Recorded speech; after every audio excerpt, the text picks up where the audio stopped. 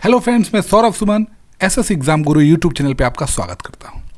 अब मैं आपको बता दूं कि आज 5 तारीख है और 5 तारीख को आपके एग्जाम टीआरई 3 को लेके एक नोटिस आया है। तो सबसे पहले आपको उसके नोटिस के बारे में बता दें, फिर आपको ये भी बताऊंगा कि इस बार सेंटर्स कहां कहां नहीं रहेंगे।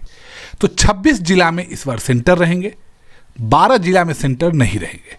तो अब वही नोटिस पे है कि 15 तारीख को 2 शिफ्ट और 16 तारीख को 1 शिफ्ट में एग्जाम होगा। 15 तारीख शुक्रवार पड़ता है और उस दिन 9:30 बजे से दोपहर 12 बजे तक एग्जाम होगा, जिसमें सब्जेक्ट रहेगा 6 to 8 के सभी विषय। आपको पता है कि गणित एवं विज्ञान, सामाजिक विज्ञान, हिंदी, अंग्रेजी, संस्कृत एवं उर्दू ये सब रहेंगे 6 to 8 में। और 2:30 बजे से 5 बजे तक में आपको 1 to 5 के सामान्य, उर्दू और बांग्ला के सभी पेपर रहेंगे। अब 16 तारीख को जो एग्जाम होगा वो 12 बजे से 2:30 बजे तक होगा और 16 तारीख शनिवार, और उस दिन 9-10 का एग्जाम होगा सभी सब्जेक्ट का। और अब जरूरी यह है कि आपका एडमिट कार्ड कब आएगा। तो आपका एडमिट कार्ड 7 तारीख से मतलब परसों से डाउनलोड होना शुरू होगा। आपको क्या करना है, एक पासपोर्ट साइज फोटोग्राफ जो 25 KB तक का होगा अपने डैशबोर्ड में लॉगिन के बाद उसको अपलोड करेंगे। और अगर नाम, पिता का नाम, माता का नाम में गलती आ रहा है तो डाउनलोड करने से पहले फोटोग्राफ अपलोड करते हुए अपना सही नाम, पिता का नाम, माता का नाम निर्धारित स्थान पे आपको अंकित करना पड़ेगा। उसके बाद ही प्रवेश पत्र डाउनलोड होगा। डाउनलोड किए गए एडमिट कार्ड में आपको परीक्षा केंद्र का कोड दर्ज होगा और उसमें सेंटर कोड और जिला का नाम अंकित रहेगा। सभी अपने साथ जो भी एग्जाम देने जाएंगे सभी अपने साथ एडमिट कार्ड की एक रिजर्व मतलब एक एक्स्ट्रा कॉपी रखेंगे और हस्ताक्षर करके उसको परीक्षा अवधि में शिक्षक को दे देंगे। कोड की जानकारी, परीक्षा केंद्र कोड मतलब एग्जैक्ट जानकारी आपको 12/3 से 14/3 तक उपलब्ध हो जाएगी। मतलब उसके बाद उपलब्ध हो जाएगी, 15 को तो पेपर ही है। प्रवेश पत्र 14 तारीख तक आपको डाउनलोड कर लेना होगा। परीक्षा जो है केंद्र में प्रवेश आपको 1 घंटा पहले ही तक मिलेगा और वो 1 घंटा पूर्व बंद भी कर दिया जाएगा। आपको एग्जाम सेंटर तब तक नहीं छोड़ना है जब तक कि आपका एग्जाम कंप्लीट ना हो जाए। तो ये एडमिट कार्ड को लेके एक जरूरी सूचना है। अब वो 12 जिले कौन है जहां सेंटर नहीं है, आपको दिख नहीं रहा होगा लेकिन मैं आपको बता दूं, अररिया, अरवल, गोपालगंज, जमुई, कैमूर, किशनगंज, मधेपुरा, मधुबनी, सीतामढ़ी, सुपौल, शिवहर और शेखपुरा जिले में इस बार एग्जाम नहीं होगा। तो इन जिलों में सेंटर्स नहीं रहेंगे और इसके सेंटर्स कहीं और रहेंगे। अब कहाँ जहां भी रहेगा इसकी जानकारी तो आपको मिल ही जाएगी। अब आते हैं हम लोग, मैं आपको एक और जानकारी दे देता हूं।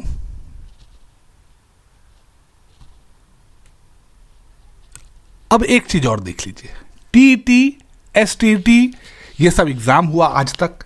नियोजित जो शिक्षक थे उनके लिए सक्षमता परीक्षा का आयोजन किया गया, जिसका हम लोगों ने भी विरोध इसीलिए किया कि क्योंकि एक बार आपने अगर दक्षता परीक्षा ले लिया था तो आपने क्यों नहीं। लेकिन इसका एक फायदा हुआ है। फायदा क्या है वो देख लीजिए। मैं आप लोगों को पता है कि संतोष जी जो एक बहुत बड़े पत्रकार रहे हैं, उन्होंने बताया है 1000 मतलब 20 से 25 हजार ऐसे शिक्षक मिलने वाले हैं या मिल रहे हैं या जिनके उस पर संशय किया गया है, डाउट किया गया है, जो एक ही डॉक्यूमेंट्स पे, एक ही डिग्री पे फर्जी तरीके से नौकरी कर रहे थे। आपको पता होगा कि इन्हीं सब लोगों में से जो ये फर्जी हैं उनके लिए हाई कोर्ट में केस चल रहा है कि उनके डॉक्यूमेंट्स जो हैं वो ही नहीं मिल रहे। तो ये एक बहुत ही अच्छा चीज़ हुआ कि फर्जी लोग पकड़े में आ रहे हैं। अब जो भी पास होंगे, अभी जैसे ही जो पास होंगे उन सबको शहर में ट्रांसफ़र करने की बात चल रही है। एक सूत्र की खबर बताता हूं, अब वो सही है गलत है देखिए, मैं इसका 100% आपको बता नहीं सकता, गारंटी नहीं ले सकता, लेकिन ये खबर है कि अगर कोई शिक्षक पास कर गए हैं लेकिन उन्हें नहीं जाना है किसी और स्कूल में तो वो राज्यकर्मी का दर्जा नहीं प्राप्त कर पाएंगे। ये एक खबर है। अब ये देख लीजिए, ये मोतिहारी का है। अब यहां पे क्या गलती हुआ, यहां पे बीएसईबी ने गलती किया। उन्होंने बीएसईबी ने फर्जी शिक्षकों ने क्या किया है कि एक ही रोल नंबर एसटीईटी का, टीईटी का ऐसा है जिसपे 13 शिक्षक पूरे राज्य में नौकरी कर रहे हैं। तो अब सोच लीजिए कितना बड़ा ये फर्जीवाड़ा है। अब टीआरई 2 के लिए भी शेड्यूल बन रहा है और चालू शुरू भी हो गया है। 3 मार्च से प्रखंड वाइज टीआरई 2 में चयनित शिक्षकों का थंब वेरिफिकेशन शुरू होने वाला है और इससे फायदा होगा। आपको पता है कि मुजफ्फरपुर में पहले चरण में 21 शिक्षक आए नहीं, 35 शिक्षक के अंगूठे का मिलान नहीं हुआ, फिर उनको राज्य में मतलब पटना में भेजा गया।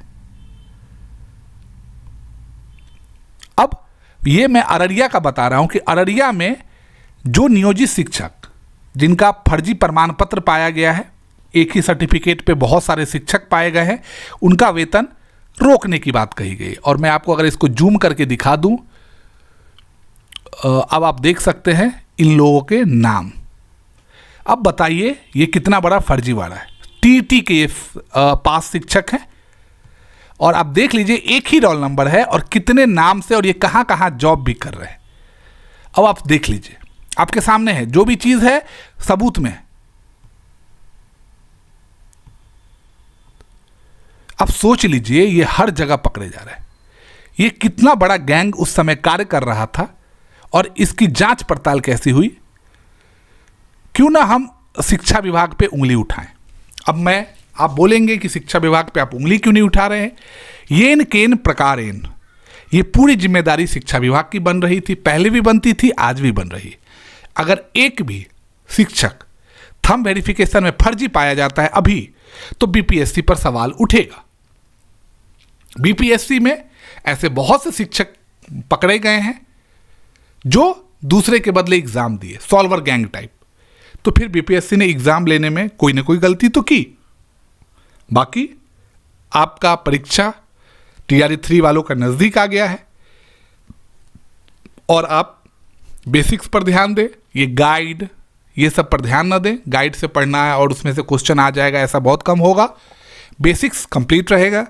5-6 दिन आपके हैं, मतलब 10 दिन है, लेकिन आप 5-6 दिन मान के चलिए, 1 सप्ताह मान के चलिए। आप सिर्फ बुक्स एनसीईआरटी, एससीईआरटी का बुक्स को रिवाइज कर लीजिए।